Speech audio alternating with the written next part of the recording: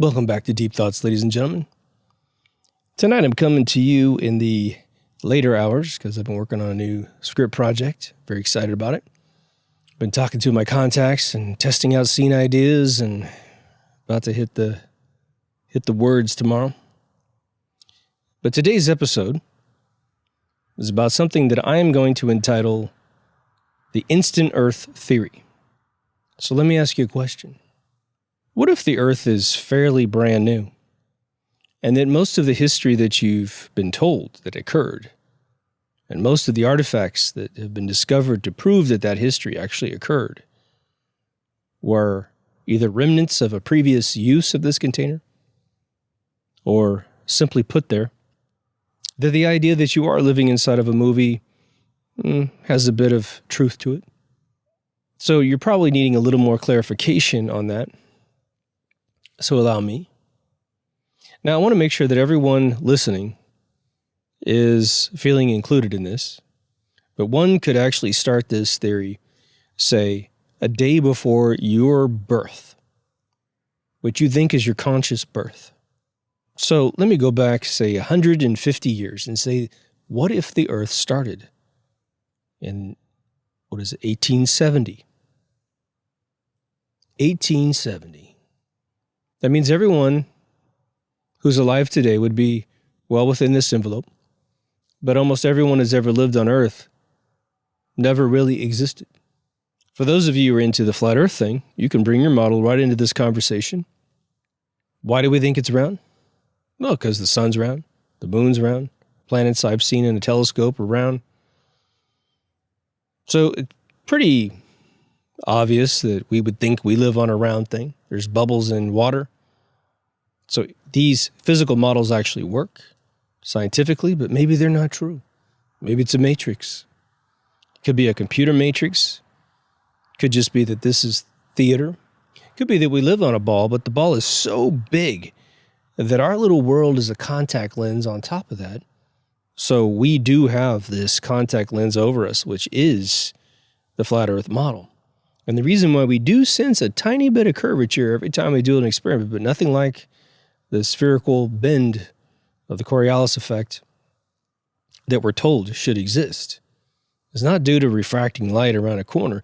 It's simply because the space we occupy is a little tiny compartment on top of this much bigger planet.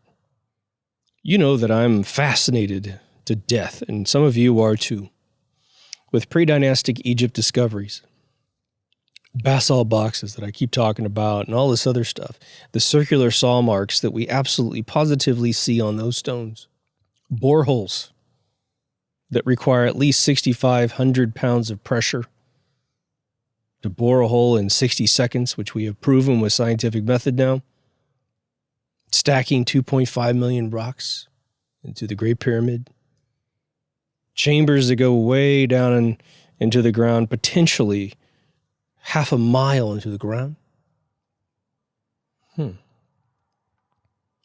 There's nothing that explains, for instance, where did all the equipment go that built the stones?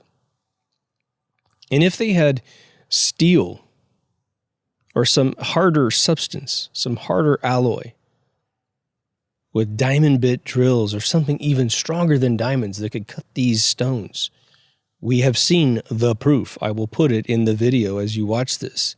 As I mention those things, you will see the video or the picture pop up. Basalt boxes that are utterly perfect, that were 100 tons of stone after they were carved out. Mitered to, in some cases, to 1,000th of an inch of perfection. And then polished by hand somehow. Why would there be a society with all this advanced equipment trying to live inside basically Fred Flintstone homes? For any reason whatsoever. Why would they build a pyramid that seems to collect ethereal winds with various conductive limestones to then project it down into a aqua ravine with a honeycomb plateau? When you have the power to turn a saw so fast it can cut a level 8 rock, a level 8 hardness rock. It makes no sense. The cart is before the horse with any theory that you might come up to explain these things. Well, what if our creators were just experimenting with much smaller subsets? They created a Fred Flintstone world. They just happened to really like the pyramids. They didn't create any phonetic language or iconic language at all. They just put these people out there and to see what would happen. Maybe it was just a little Disneyland resort. Maybe this is a Disneyland resort. Maybe this is a Westworld resort. There's this gentleman we've talked about several times on the show over the course of 5 years, Mr. David Icke, who definitely has some extreme merits in this world. I haven't seen him talk in a really long time, but I know that he advances a theory of reptiles, shape-shifting reptiles all over the world, and he's only doing it through deduction, not through personal experience, and he's very clear about that. But now what if a gigantic portion of this world is some species like that? Let's just say there's, just for the sake of argument, okay, about 8 billion people on this planet. I don't think they really know how many people on this planet. I think the plus or minus would probably be a billion. Well, plus or minus a billion. But whatever, 8 billion. What if 7.9999 billion were these other beings, either similar to those who crafted the world, or perhaps a benign being that was created to not really interfere too much beyond the parameters of whatever experiment we're conducting for them? For those of you who at least went through junior college, like me, and you at least got through sociology, I ended up taking it twice because I went to one college and then couldn't carry my credits to the college, took it again. I love learning, so for me it was like totally cool to hear both things twice. Now, how many people, now I want you to reach into your mind, don't knee-jerk a response unless you absolutely know this was a profound moment for your mind. But how many of you heard that when you're conducting a sociological experiment and the people that are the subject of the experiment understand that they're being watched, they behave differently? And so it's important that if you're going to really create a good set of result data from your experiment, the people being observed can't know they're being observed. Otherwise, it changes everything. All right. When you heard that, did you get a weird feeling that, oh my God, I'm being watched? Douglas Adams wrote in The Hitchhiker's Guide to the Galaxy when Arthur Dent met Slarty Bartfoss, and he's learning about the fact that the world was a computer to generate the question to the answer of life, the universe, and everything, which was 42. He says, oh, well, maybe that explains the fact that my entire life I felt like I was being watched. And Slarty Bartfoss quickly snaps at him and says, oh, no, everybody in the universe has that. Well, obviously, a writer named Douglas Adams came up with that idea in a hotel room as he's writing this incredible radio series that turned into a series of books, because it is something that we all think about. I used to dream that I was in a Truman Show when I was a little kid, before that movie was even going to be 20 years from its being created. I remember at the age of 9, I used to have these weird visions of if I left a room, they were breaking down the set behind me. I had a dream once that I walked too quickly into my apartment in Derby, Kansas, walked into the kitchen, and they were eating sandwiches and looking at me like, oh shit, he just saw me. And they quickly jumped out of the room and put the walls together, and then I fell asleep. And then I went back out in the room and it was fine. As if they could put me to sleep and reset it and make sure he thinks that was a dream. It never happened again, so I don't have any delusions, thank God. They must have fixed my brain if that happened. But now think about this. Isn't it interesting that if we were so privileged to be able to finance any viewer of this show to come to a centralized location, and we all got to meet each other and shake hands and give each other hugs and just sit down, maybe I start a stogie, and we got a chance to talk, we'd find that we have all these like minds, that we have these deep brains. And we're deep in all different ways, but it's still fascinating to let one person talk, and then the next person talks, and we're all just in heaven, man, because we're all on the same wavelength. I'm just the MC. That's it. But we all meet, and we realize we have the best weekend, week at some Club Med, wherever we end up. And then we go home. And wow, the difference of living together for those 7 days or what have you, and having every cell in our body feel like it's turned into a neuron, that we actually lived for those 7 days. From sun up to sundown, we could find a great conversation among all of us. And we all know that we don't believe the same thing. Someone's going to believe very heavily in the Bible. Someone's not. But we still respect each other because why? We're intelligent. But we go home and instantaneously we would find people that, again, aren't bad people whatsoever.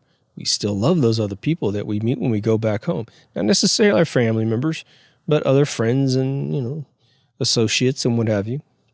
But there might be a big difference between the quality of conversation and the quality of thought.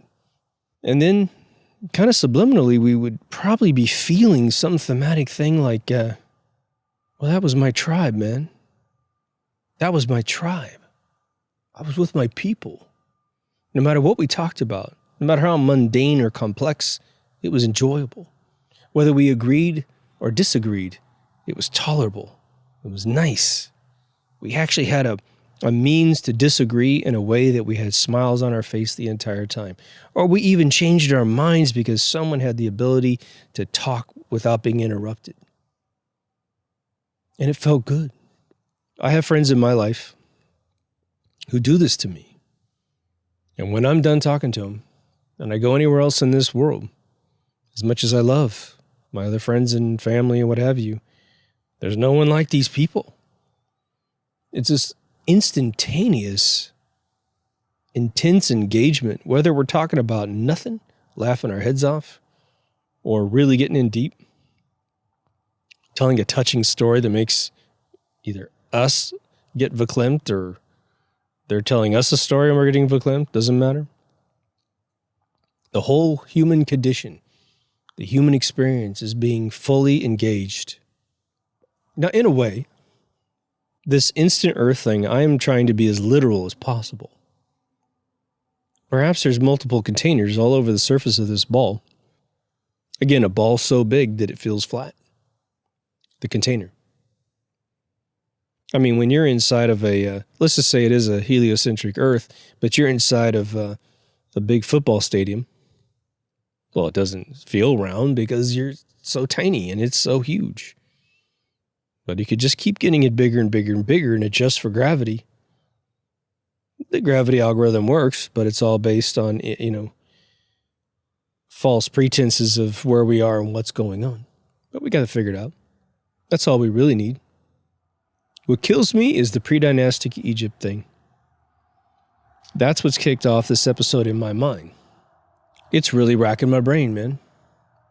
So racking my brain.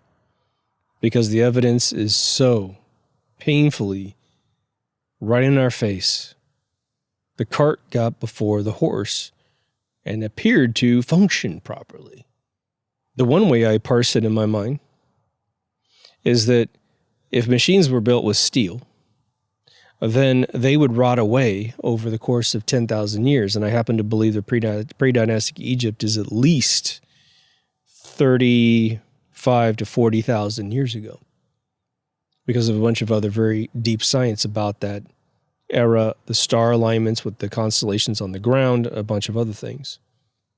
Then it hit me that even if we were to find these machines, it wouldn't make any sense that they would live in a Stone Age, literally, with options to create skyscrapers out of that same equipment, flying vehicles. There would only be a fascination with stone, perhaps as an art installation or something. But then again, there probably wouldn't be an abandoned basalt box in the middle of a hallway, because they wouldn't build them inside the hallways in the first place. They build them externally, float them in on some anti-gravity thing or whatever they're doing. But no, there's evidence that never happened either. There's anomalies like Christopher Columbus, quote unquote, discovering the Americas. But there's already people here. Okay. Well, obviously somebody discovered it before we did. But then again, we now have human beings on every single plot of land in the entire world, including Hawaii, Easter Island. It's a little bit easier to digest the Indonesian islands because they're so close. You know, you can probably see a lot of them, and then you see the next one, and you kind of know, just keep going in that direction. You'll find another one. Oh, there's another little one. I can survive on that one. I can survive on that one. Everyone got eaten by snakes on that one. But Hawaii, go check it on a map. It's far away from everything. Easter Island, same thing. But and yet they still have inhabitants on them. Okay. And then we have different shapes and designs of human beings, different pigment colors in our skin. You have black and white. Then you have different shades of black, different shades of white. Then you have the Asian cultures, the Native American cultures, the Latin American cultures, which, you know, removing the conquistadors, you would at least have the Pygmies and the Peruvians and the Incas, the Aztecs, the Mayans, the Aborigines. It seems illogical that somehow everybody swam everywhere. It also seems illogical that you have some groups of people like New Guinea, where you've got the really, really prehistoric man in that has been largely undisturbed, but they get there in the first place? How is it that you would have a society of completely sophisticated beings capable of getting to a particularly remote location and not find Panther City there 20,000 years later? I mean, don't you just stand on the shoulders of the people that brought you there and you just keep going up and your neural net keeps getting denser and denser through inbreeding with your own people?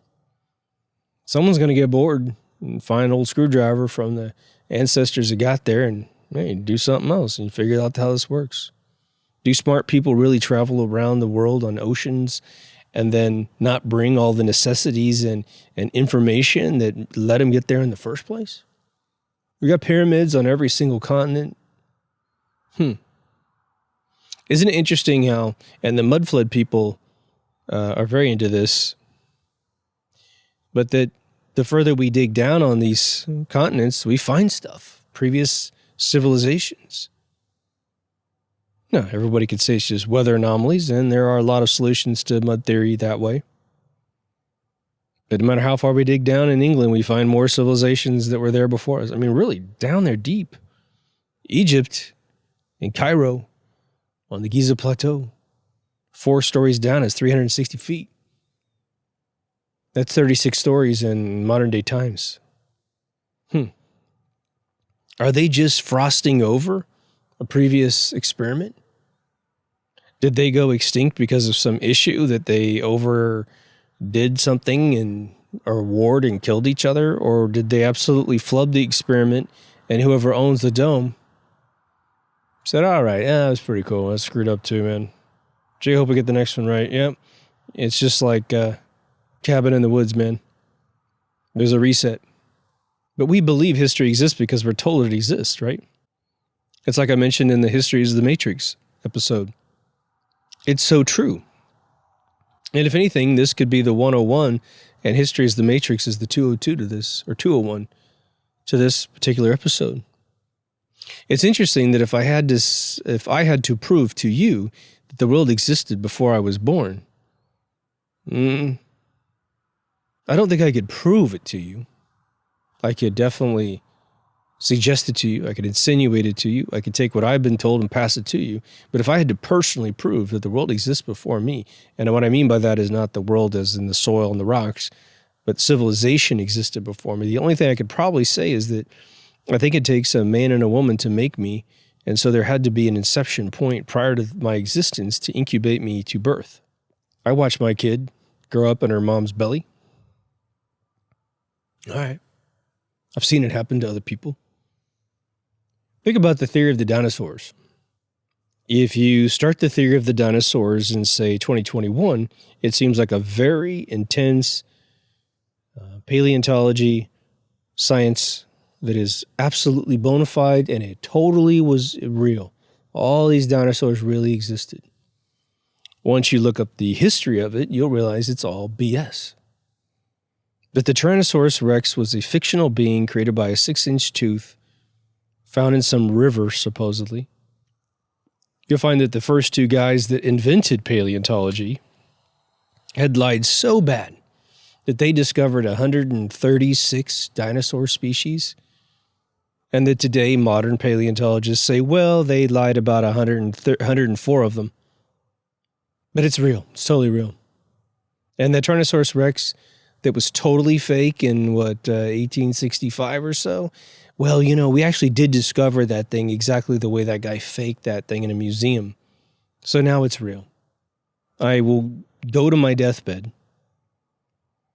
without some super-duper frozen 400 million-year-old being found frozen, to the point I can touch it and I can see it and I can be there during its autopsy or its scanning or what have you. I probably need to touch it. I need to take a cell sample and look at it in a microscope. I will think that these things never existed and they were simply inserted in time as a scam to raise money that then became such a profit-making business that when they found real prehistoric animals, like a saber-toothed tiger or a woolly mammoth, they just blended those two things together and said, see, one equals the other. But I think it was inserted in time. Now, there was a theory that I think Eric Dubé made an episode on that. That guy's been absolutely absent from reality. If he's anywhere, I don't know where he is in terms of media that we see. He did provide some amazing videos, man. He's a big flat earther. We did videos on telling you where Christmas came from and all that's just historically accurate, but he did a great job on it. But he did a theory that, he did the dinosaurs, which I think he's totally right about. He did one that he said that Egypt, as we know it today, was literally constructed in the 1850s or something, 1800s. Well, the mechanical devices that made Egypt possible as we know it today have still not yet been invented. So to have these masons do it in the 1800s and in a really short order of time, with a lot of people still on the continent fighting wars and all kinds of other things where there's tons of people there, is hard to believe.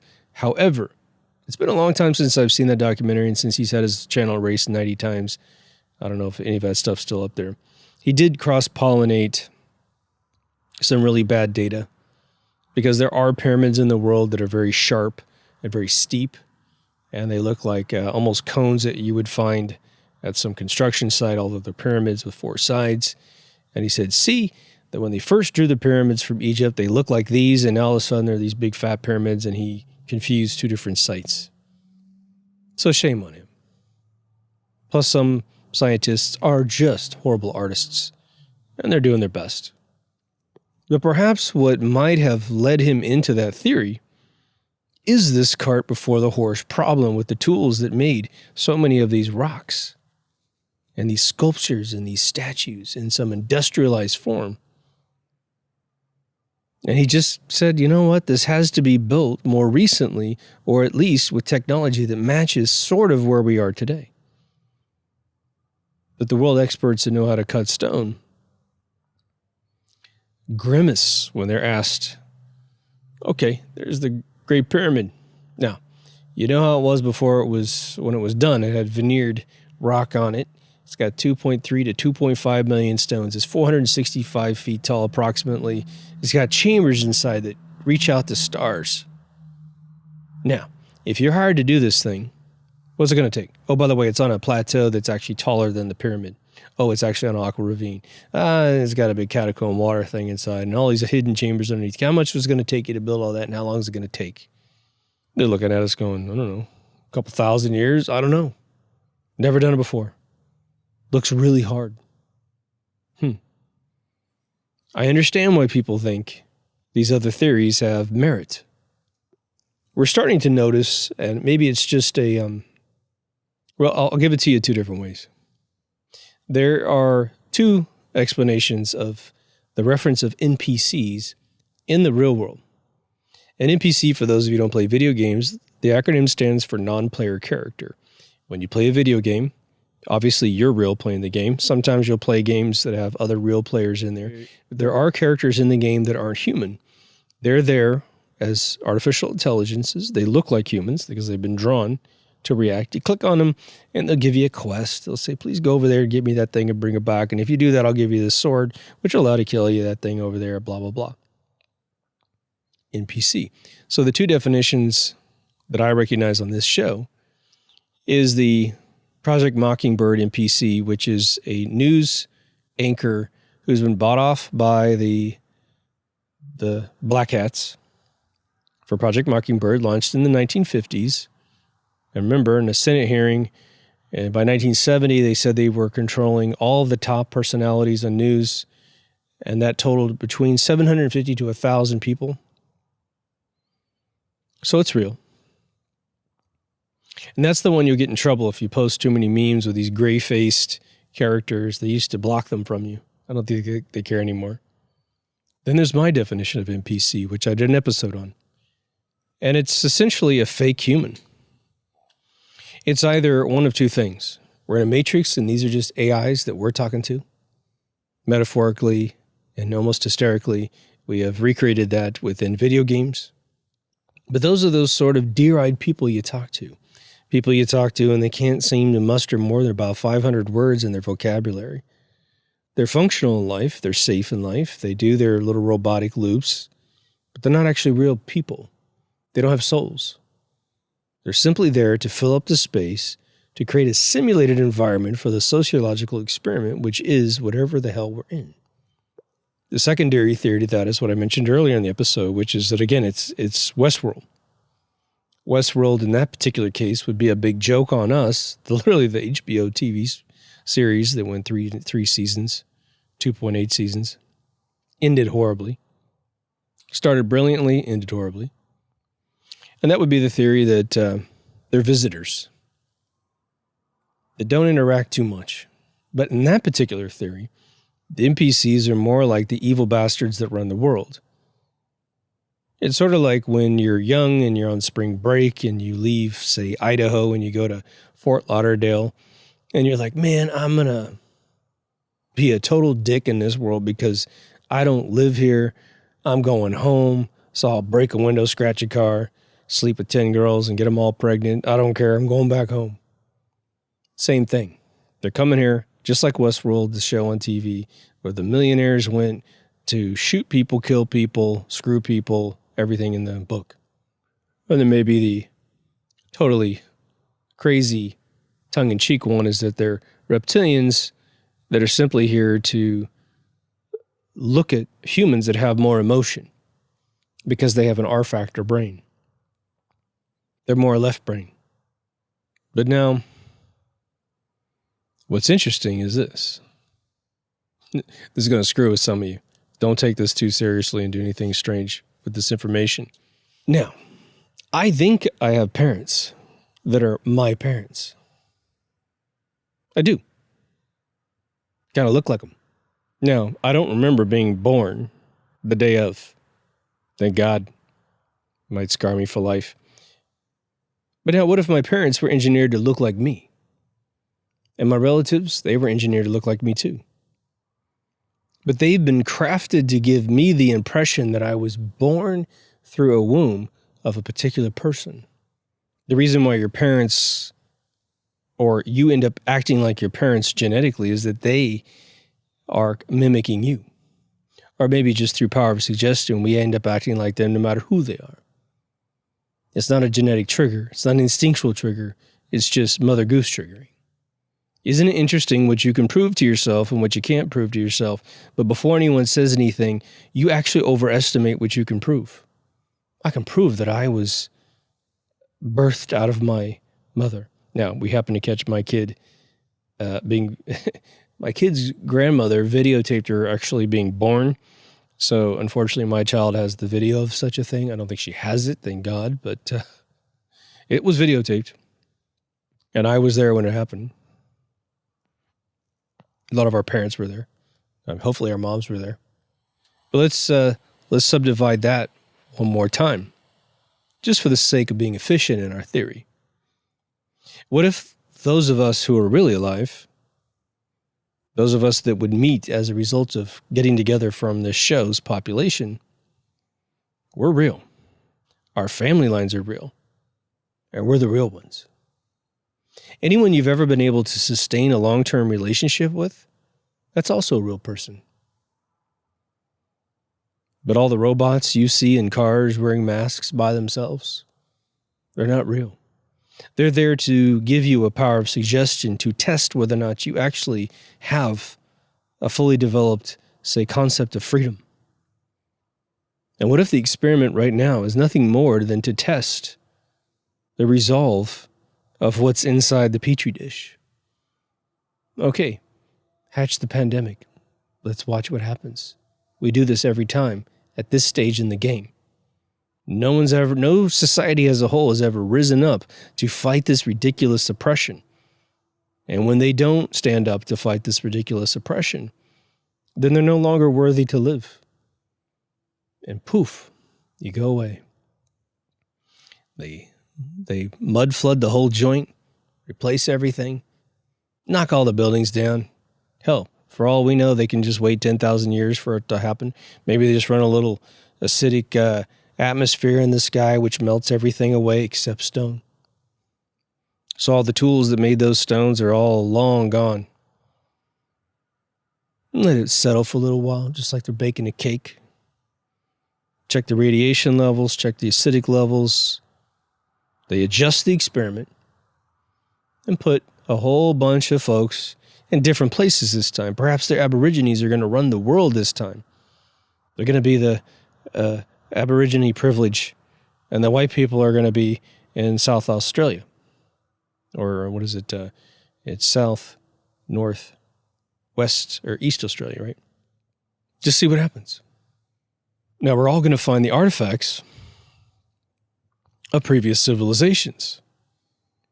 If we find them in our area, we might make the false assumption that our generation, be it if you're a particular race or what have you, that your generation created that stuff. Remember, the Incas found the pre-Inca stuff, and unlike other areas of the world that try to usurp and steal predecessors that aren't even the same race as them, the Incas were at least honest people.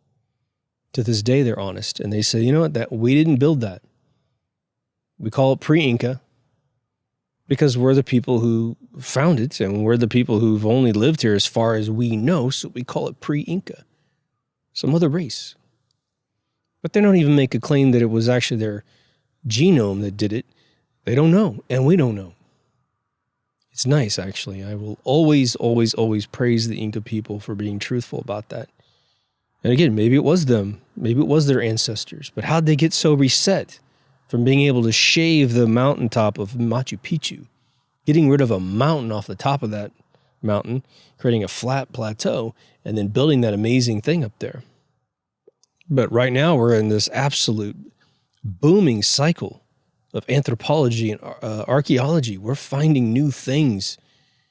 And what's really sad about it is that, well, it's actually feeds into this theory. Let me ask you. I come from Kansas, center of the United States. All right. Let's say that I'm digging in the backyard somewhere in Kansas. A farmer is doing some, tilling of some land. Maybe they're trying to put new irrigation in or something. And all of a sudden, ting, ting, ting. We got something down here. Let's keep digging here. That's cool. Oh, wow. There's a stone here that seems to be cut. And wow, it's really flat, except for where I banged it with the saw or the shovel or whatever. And you start digging and you start finding a hidden civilization in the center of nowhere. Then you start finding chambers and there's actually a pyramid down there, but you got to remove so much earth to see the pyramid. And you just keep digging and digging and digging. Let's say we found that. Why the hell wouldn't you quickly prioritize digging out this totally hidden civilization in the ground? And why is it that almost every country that finds such a thing, especially Egypt, okay, they're cock-blocking the entire world from digging out that place? Why? Should be top priority. dig out Egypt, you could charge $1,000 a ticket to come see that place. That country would own the rest of the world if they just get busy with it. But no, everything's shrouded in secret. They're digging out a bunch of chambers under the paws of the Sphinx, and they put this wooden deck out to cover it up when they're not doing it, making you think they're just doing it for your convenience. You don't slip and fall on sand, which is what you put down on the ground to make sure you don't slip and fall on slick wood. The theory is completely upside down. Everyone that tours these folks through those areas, they're always bragging, yeah.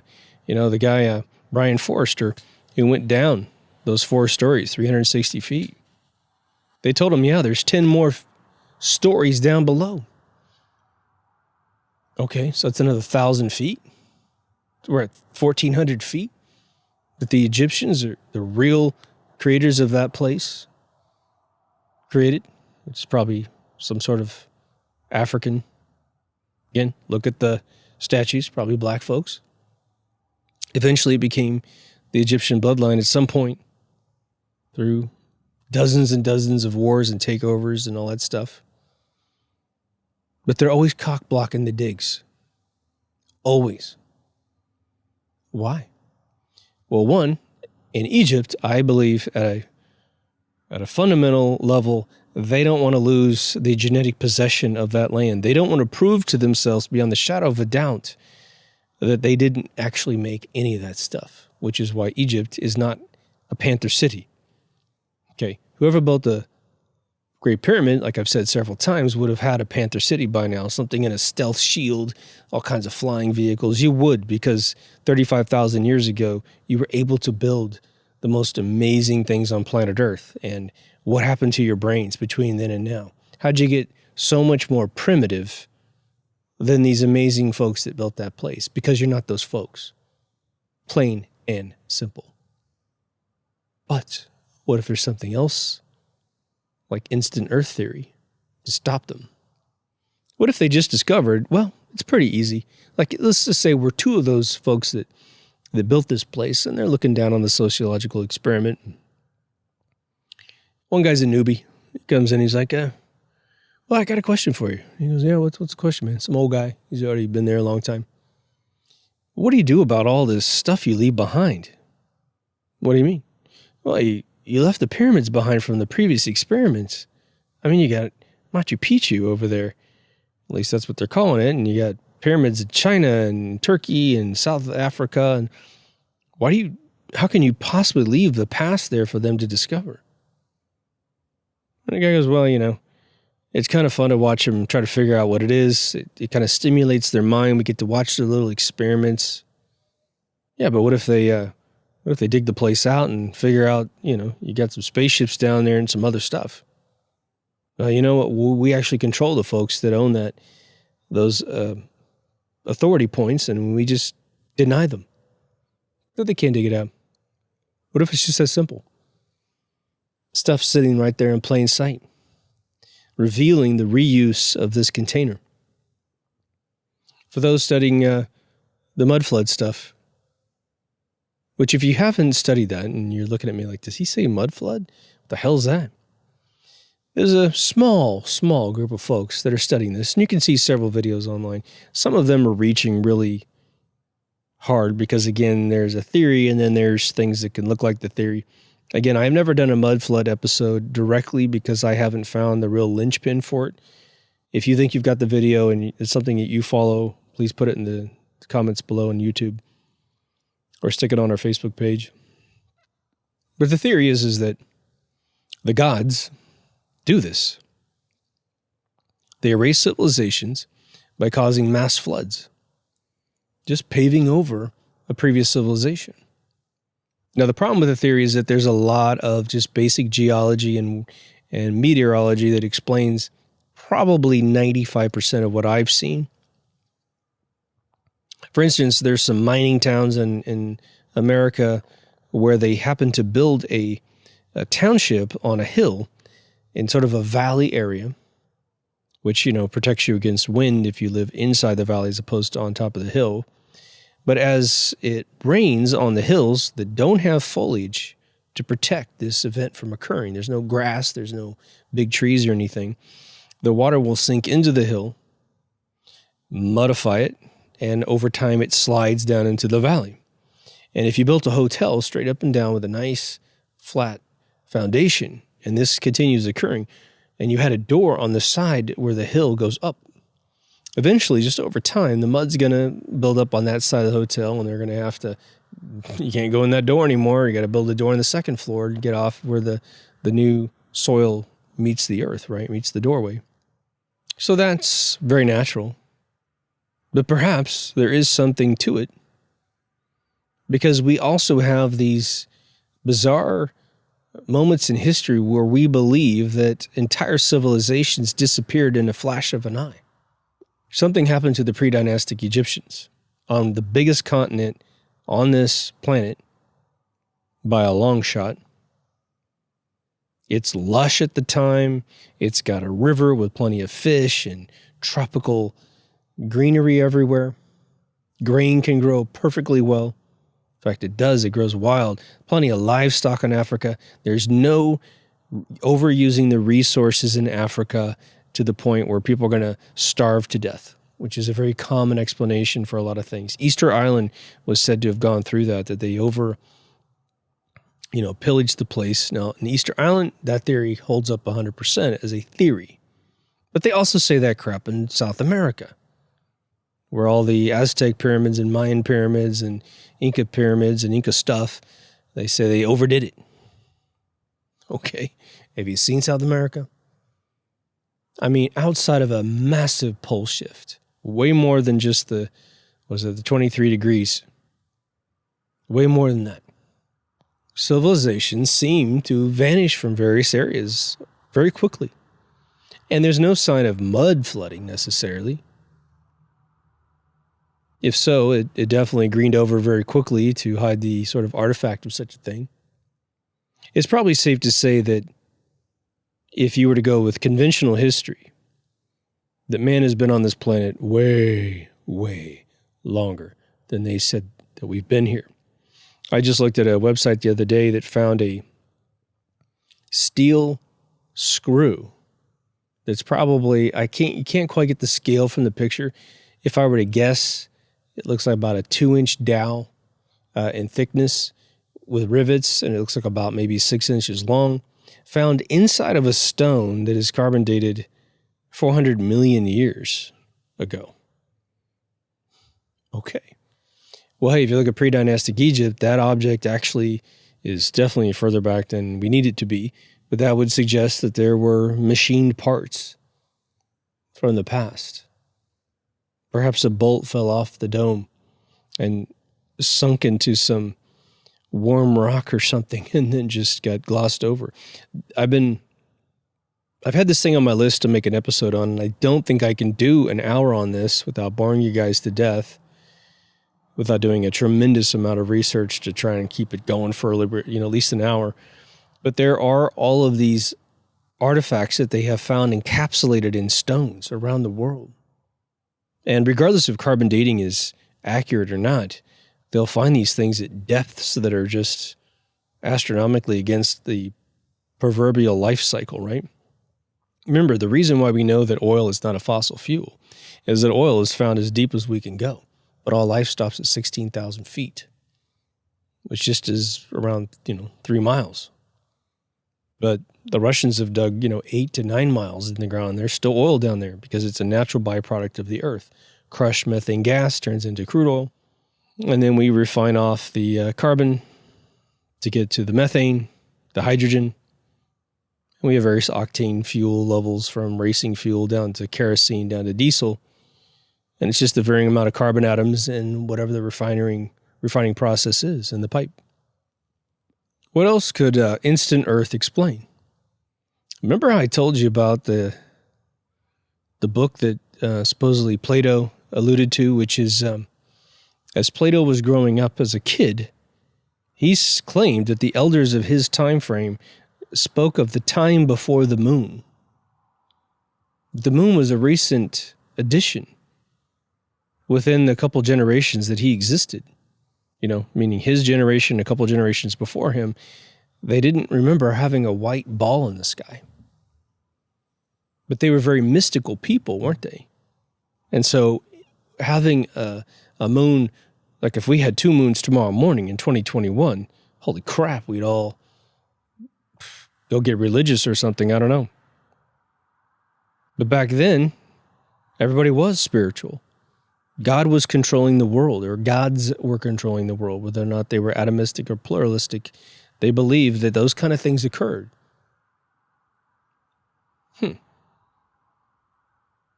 I still think it's astronomically impossible, more so than the operation of a Dominion voting machine, that the moon can eclipse the sun perfectly when, 1, the moon's in an elliptical orbit, and 2, it's supposed to be arbitrarily in the sky, an average of 237,000 miles away from Earth, and the sun is approximately 93 million miles away, according to modern-day pop science.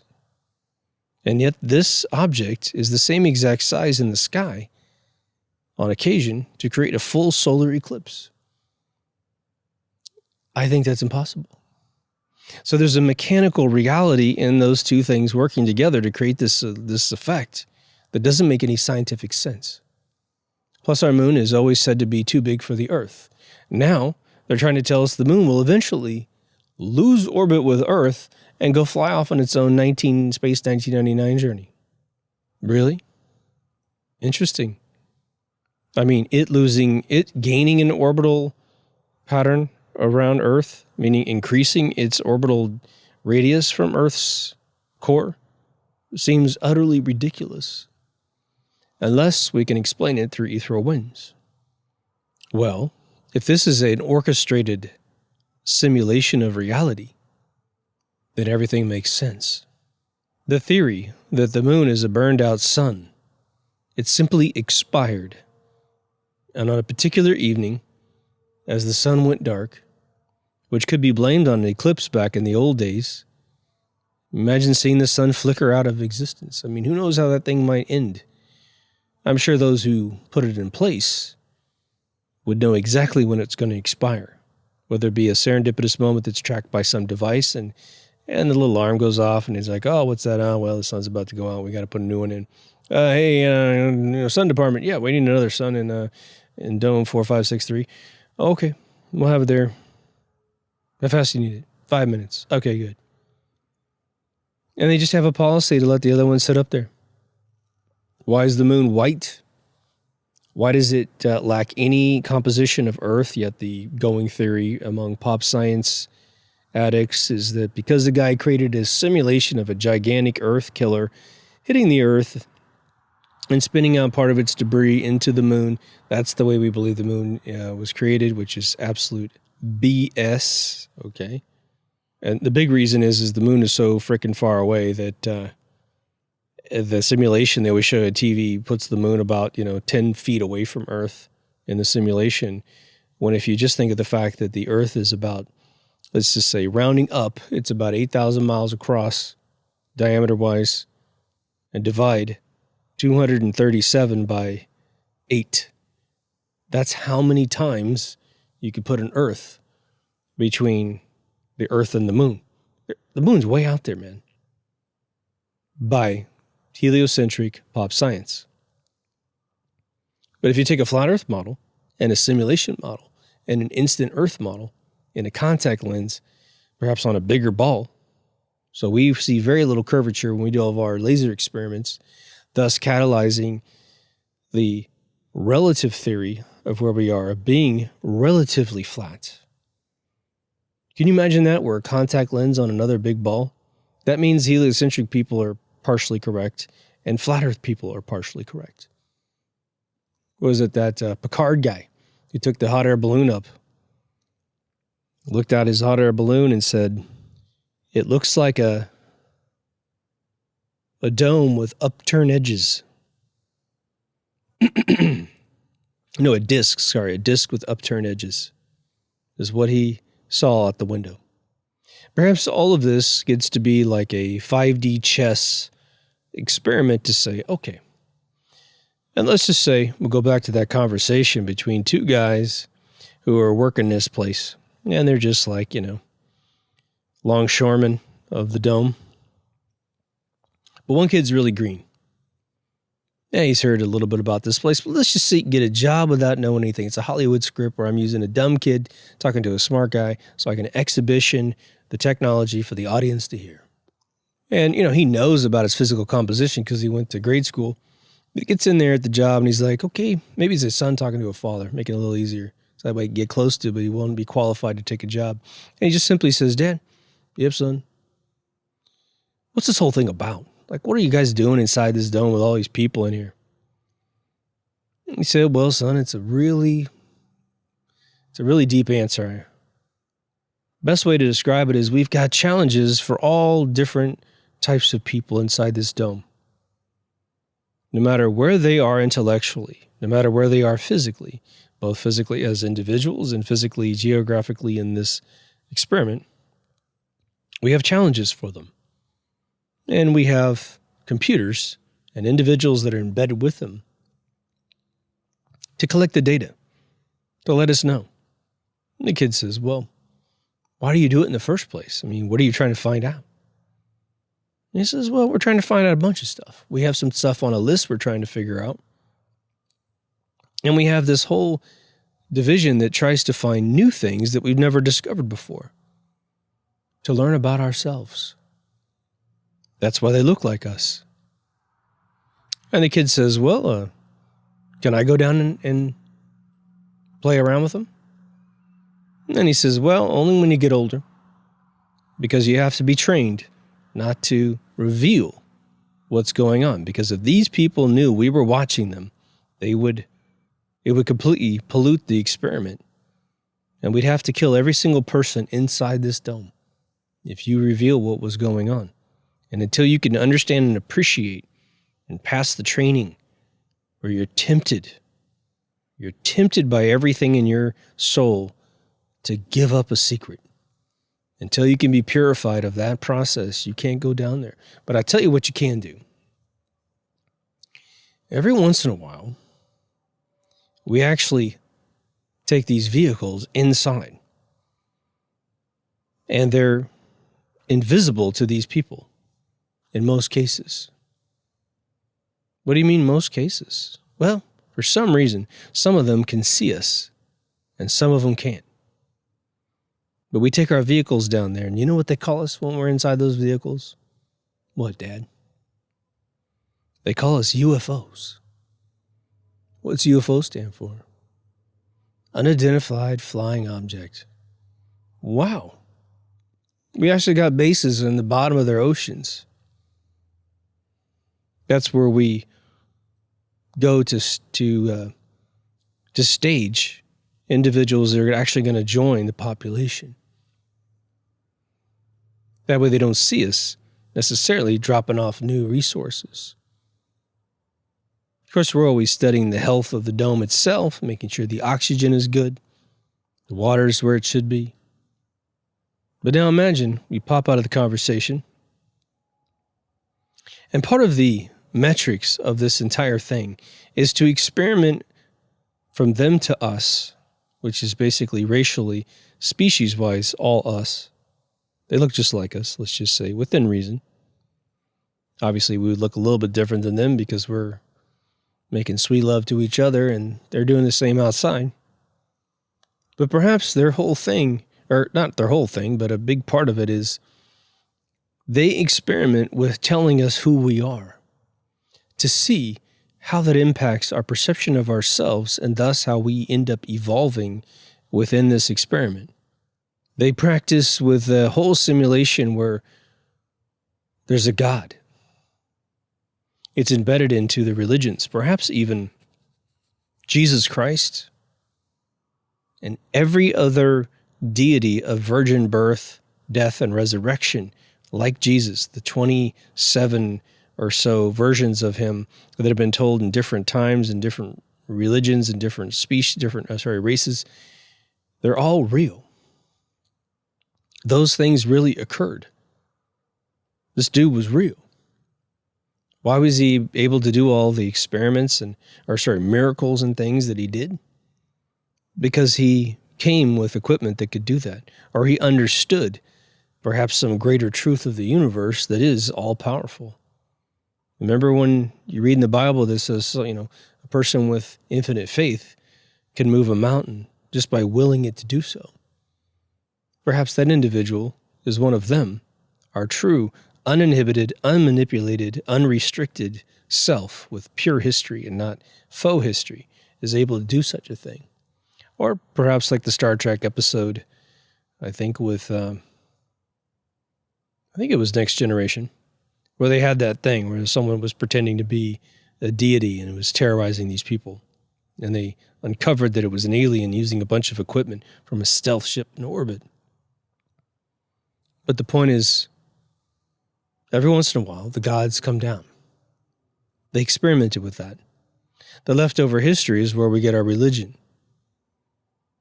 But as more mechanical devices came into play to record history more accurately, like the printing press, eventually cameras, they don't do it anymore because it would be then deduced and figured out of where we are. For now, it's safe because it turns into a fable. It turns into a fictitious thing for a lot of us. We still get the message. We still get the truth and the beauty of these religions. But we don't necessarily know if we believe it or not because we don't want to be disingenuous to ourselves and especially a creator if we happen to be face-to-face at one point in time. They're studying perhaps those of us that figure that exact thing out and those that never figure it out. And there's benefits to both. The rapper Hobson, I think it's his Hobson 7, where he's walking in the desert and he's having a conversation with God. It's one of the most touching, most powerful rap songs, I guess you could call it that. It's amazing.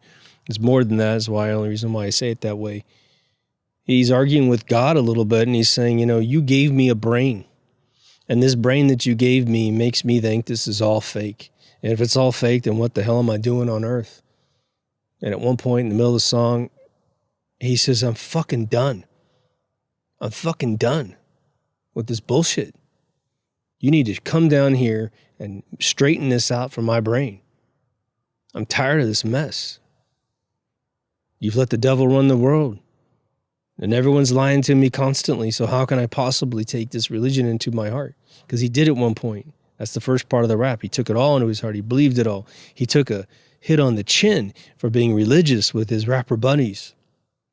He got persecuted. And then he, through his own intellect and through his own research and deduction and connections, decided, Jesus, this is probably fake too.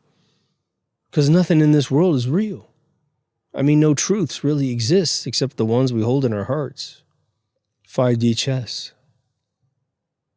5D chess, man. Something for everyone, no matter how developed you are. There's something to challenge you, something to reward you, something to inspire you.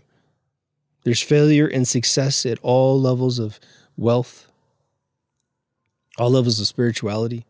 You will always in your life empty to some extent because there's always something that you wish you had done that you never did, something you did wrong that you can't right, which equals regret. But it makes you who you are. And a lot of folks at the end of their life will say, you know what? I didn't do everything right. I didn't get everything experienced that I could have experienced. I wasn't as dedicated to things I wanted that I should have been, but I wouldn't change a thing. And why? Because in the end, they actually ended up loving themselves. They ended up loving their lives. They ended up loving every person they met, and they realized that if they had changed the price of tea in China, they wouldn't have met somebody that was very important to them. It's all being observed. It's all being networked. Now, I don't think any of this, not that this really matters in this particular conversation, but I don't think any of this really negates a God by any means or a spiritual world or what dreams might be, which is a playground of the spiritual world that we get gifted with every day. That still might be a mystery for those on the outside.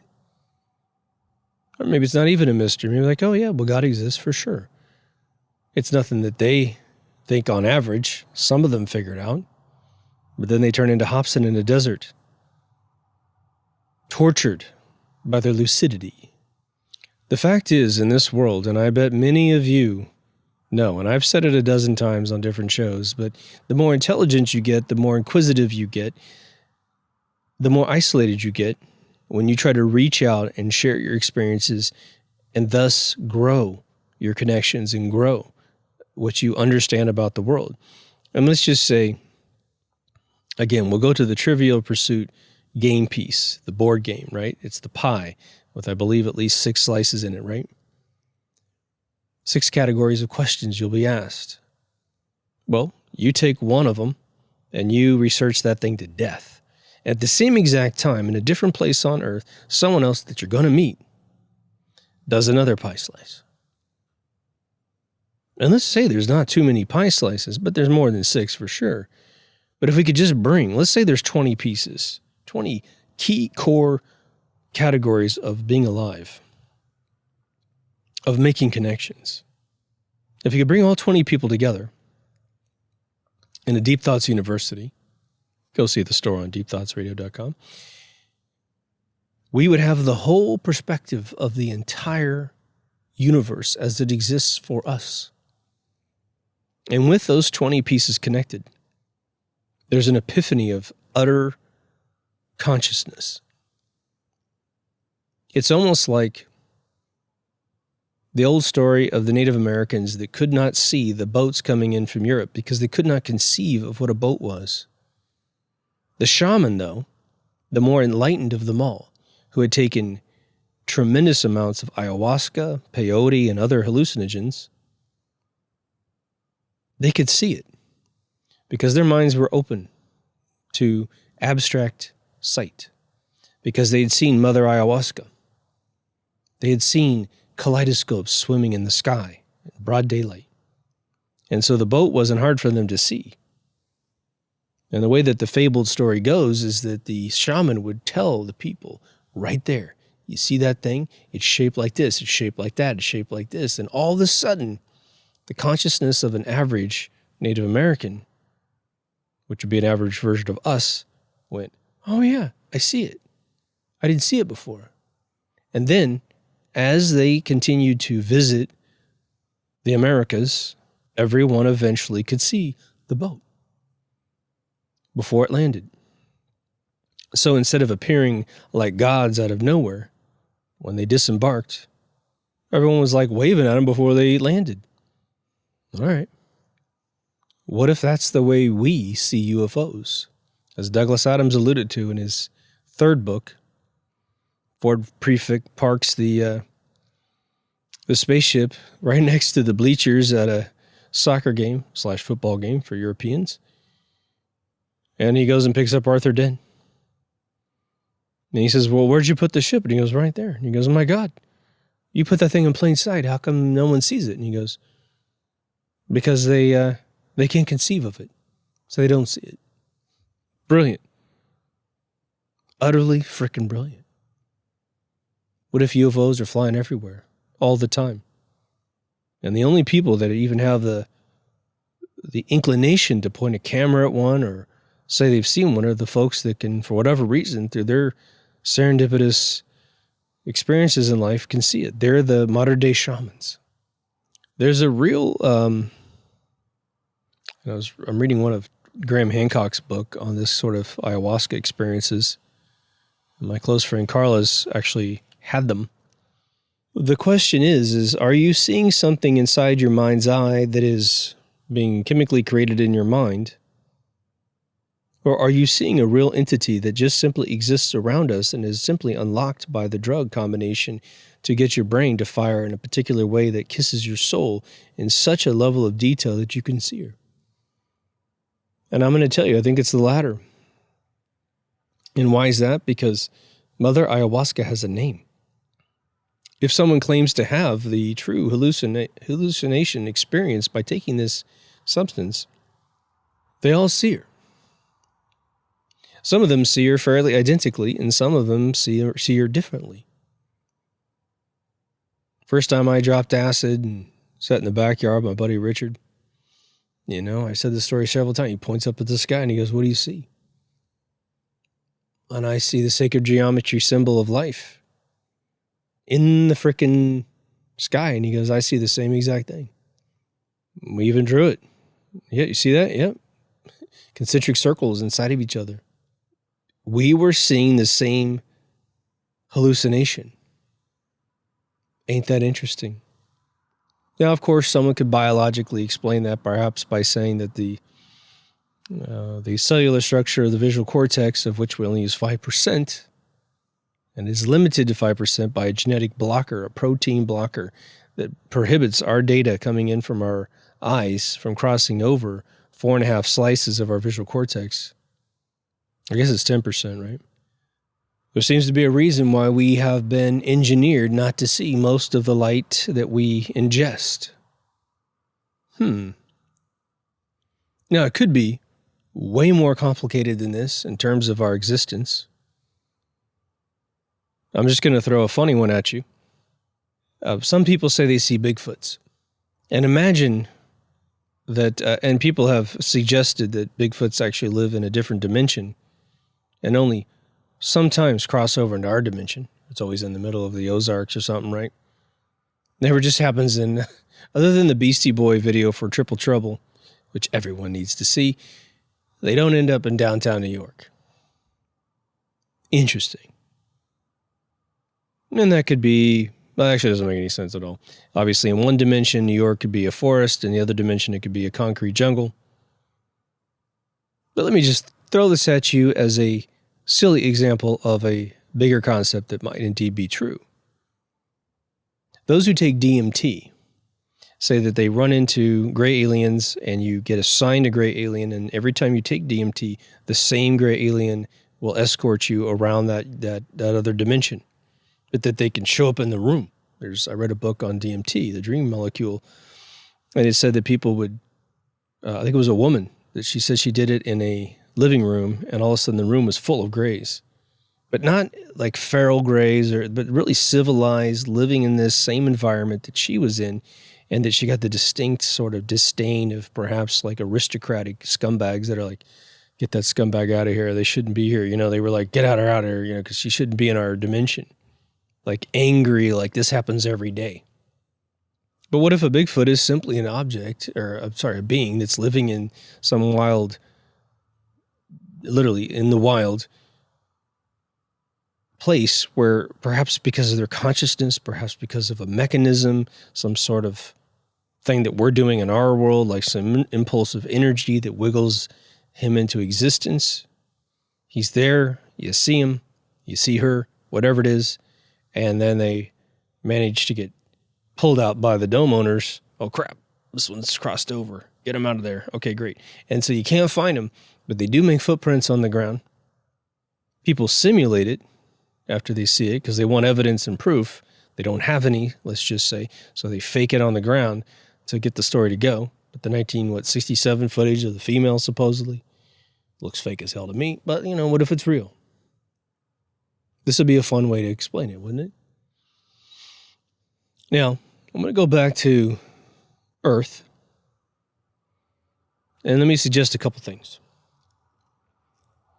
Now, again, most of us are absolutely, positively mystified by the fact that every single human, or as Quark would say, human, who seems to run this place, whoever becomes a president, a chancellor, or a prime minister, and all of their subjects are all evil, crazy people that do all kinds of disgusting rituals, that treat us like meat, that treat us like toys, our children like toys. Why are they always unanimously that way? I mean, the big boys. There's a lot of folks underneath that are okay. But why are they always douchebags that don't seem to care about humanity whatsoever? I mean, you never find a good leader, as far as I'm concerned, anywhere in the world. I'm sure they're out there, but, why are they so rare, like Bigfoot? Well, those could be our visitors who, again, are living at a Westworld thing. They want to engage in all their perverse fantasies in our world. They destroy our children because they don't care. It's not even just like an R-factor scientist who's like, of course I experiment on you, I must learn this, right? It's not like that at all. It's a gunslinging brothel. They do anything they want. There's no reset for us. We just simply die. And, our soul goes and does its thing. Hopefully they can't control our souls. Oh my God, could you imagine? Oof. You'd be trapped in this prison planet. Holy shit, that'd be bad. And then there's the other tier, which is your more quiet folks that may be in control. The only time they interact with us is when they need to nudge us this way, nudge us that way. But perhaps they don't do much at all. And they make sure the guests don't get too crazy.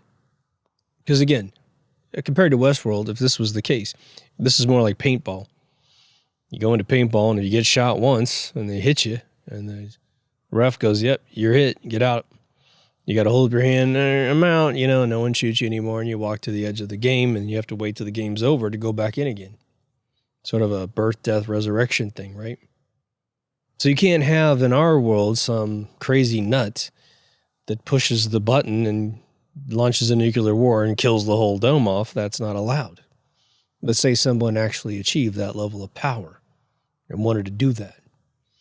And so the dome owners got to come in and spank some guests out of their annual pass, let's just put it that way.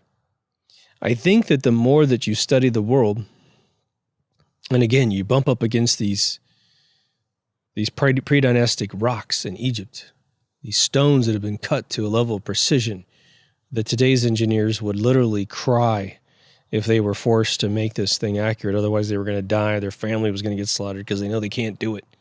But they know in their heart of hearts that supposedly a civilization 30, 40, 50,000 years ago did do it. And they're like, well, Christ, well, how the hell did these people do it? And I can't do it with modern equipment. Once you start seeing those things, there's just an impossibility that you start feeling. Well, how's that even possible? How is it possible that all these rocks exist that prove a whole slew of historical evolution in engineering, right? Think about it. Let's just subtract the pre-dynastic knowledge and say, when was the first diamond bit circular saw ever used in human history? I don't know the answer to that. When's the first time someone could bore a hole in a level 8 piece of granite or limestone 12 inches down inside of a rock in less than 60 seconds? When was the first time we ever did that in modern day history? Well, then how the hell was, let's just say, for instance, it was 1950 or something like that. We're pretty sure that this technology ceased to exist about the time the pre-dynastic era ended, which would have been potentially, again, 30 to 40 to 50,000 years ago. And so we're talking about another 30 to 40,000 years that must take place before the first circular saw exists that can cut a level 8 rock. So you take pre-dynastic rock, let's just say we can finally say, we can't because they protect this information, keep telling you everything's 3200 BC or whatever. Let's say we know that this thing was created in 35,000 BC or more.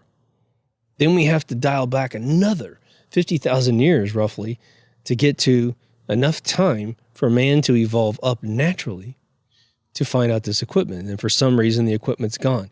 And for some reason, a society that seemed to have the ability to create stone to look just like humans, just like lions, just like jackals with rib cages and everything. They lacked the ability to transcribe in language either relief in a rock or a papyrus or a painting on a wall, any of these other devices that made their world possible. And again, they chose to live literally in a Stone Age. Not the typical Neanderthal Stone Age, but building all of their homes, temples, hospitals, power plants, tombs, the mastabas, all out of stone. They like big stone too. It's crazy. What's nuts about it is that when you see the size of some of the stones that they carved on average to create not only giant stones within the pyramids, but the stones that create these caverns in the ground They're much bigger than the stones that were in the pyramid. And there's plenty of other locations I've shared with you that have 100-ton rocks. But the doorways are still for about a 6-foot person on average. Okay. Why so big, bro? What was your goal there, man? Do you have stone envy from some other civilization? Was it a presence attack on anyone that came to visit you? Why so big, man? And why dig into the ground in the first place? Was it because it was naturally friendly in terms of temperature? Say it was cooler in the summertime? Because in the equator, again, I don't think the pyramids were ever covered with snow. It just doesn't happen in the location of the Earth. Tilt or no tilt. And whether or not you believe that the poles have actually done violent switches where, again, what was that? The 1392 map shows the Antarctica as a continent without any snow on it. Okay. Well, that would suggest that man existed at that point in time. And that things did perhaps snow in Egypt. I just think that regardless of what you believe, no one built pyramids in the middle of the snow. So if it was covered with snow and icebergs and all that kind of stuff, then they simply didn't build there at that time. And regardless of how massive and formidable those pyramids are, a glacier could knock those things over in 2 seconds, right? We got glaciers that are miles thick, man. It would literally crush those rocks down to sand. Well, they seem to be fine, don't they? There's the theory of the ice ages, which I dislike very, very much. In their totality of their theory, to be wiping off the entire planet. So instead of mud floods, it's like ice floods, or whatever. I think that's a convenient way to install an intellectual barrier from reaching beyond the ice ages to discover anything. Man will say ice age, and it's just like saying some sort of thought police thing to say you're not to think beyond this point. But what if that narrative is simply inserted by the dome owners to create such a mental frailty in man? And folks like us who think past those things, we literally say that didn't happen to that extent. Sure, yeah. Glaciers exist today, and glaciers roll rocks, and we see the similar rocks in different places on Earth. So we always attribute it to ice as if no other methodology could use it, and to the extent that these rocks couldn't be moved around by other means to give an illusion. Those rocks that we blame on ice ages could be created billions of years ago and simply be right there. And then you misinterpret them and associate them with other rocks that were more recently created to create a single theory that the whole world was rolled over by glaciers. All the way down to Egypt, of course. Absurd theories, in my opinion. We're so quick to jump onto answers for mystery questions. And then we lock them down because we don't want to think anymore. That's painful thinking. Painful thought process. I forgot who said it, but it might have been someone like a Steve Jobs or someone. But they said, that the amount of frontiers in technology had really come to a very intense point at one point where we know there's more, we know technically speaking, there's infinite frontiers for technological discoveries and advancements, but we also know that there's Moore's law where we have limitations to how far we can take any one invention and exponentially improve it before we run into a threshold where mere mass of the universe and energy organization of the universe will limit us from going any further without massive advancements in all the technology that moves electrons or other things, right? And I got a little discouraged by that because once someone tells you that there's a limit and you believe it, which at the time I did, you tend to kind of give up on trying within those regions because you're accepting another man's fatigue as your own inspiration. You don't want to do that. You want to stay alive, stay vigilant. You want to be like Jack Parsons, who wants to go into outer space at a time when no one had ever left the atmosphere. Right? 1914, the dude's born. The Wright brothers were doing a little bit. Planes were getting up there, but man, we were nowhere close to leaving lit atmosphere. We were nowhere close to getting to an unoxygenated level of atmosphere altitude. But he still figured out a way to do it because he wasn't going to give up. Now, we don't need his Satan worshiping in our life, but shy of that, let's just use our human minds and get creative. I think there are an infinite amount of frontiers to conceptualize so many of the unanswered questions that we have simply accepted, so many limitations that we adopt. You know, equations like E equals MC squared is utter poison for the mind. It tells you that you can't go faster than the speed of light. Well, boy, if you believe that, then don't even try.